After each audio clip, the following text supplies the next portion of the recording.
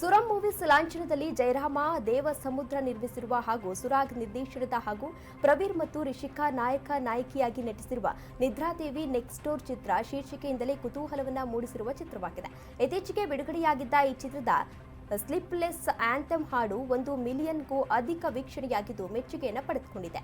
ಈ ಹಾಡನ್ನ ದುನಿಯಾ ವಿಜಯ್ ಅವರು ಈಗಾಗಲೇ ಬಿಡುಗಡೆ ಮಾಡಿದ್ರು. ಪ್ರಸ್ತುತ ಚಿತ್ರದ 2ನೇ ಹಾಡು ನೀನನ್ನ ಎಂಬ ರೊಮ್ಯಾಂಟಿಕ್ ಸಾಂಗ್ ಇತ್ತೀಚೆಗೆ ಸರಿಗಮಪ ಮ್ಯೂಸಿಕ್ ಚಾನೆಲ್ನಲ್ಲಿ ಬಿಡುಗಡೆಯಾಗಿದೆ. ಗೋಲ್ಡನ್ ಸ್ಟಾರ್ ಗಣೇಶ್ ಅವರು ಈ ಹಾಡನ್ನ ಅನಾವರಣೆ ಮಾಡಿದ್ರು.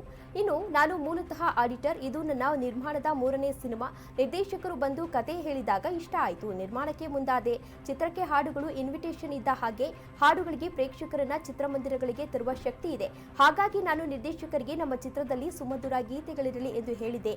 ದುನಿಯಾ ವಿಜಯ್ ಅವರಿಂದ ಬಿಡುಗಡೆಯಾದ ನಮ್ಮ ಚಿತ್ರದ ಮೊದಲ ಹಾಡು ಈಗಾಗಲೇ ಜನಮನ ಸೂರೆಗೊಂಡಿದೆ ಎಂದು ನಿರ್ಮಾಪಕ ಜಯರಾಮ್ ದೇವಸಮುದ್ರ ತಿಳಿಸಿದ್ದಾರೆ.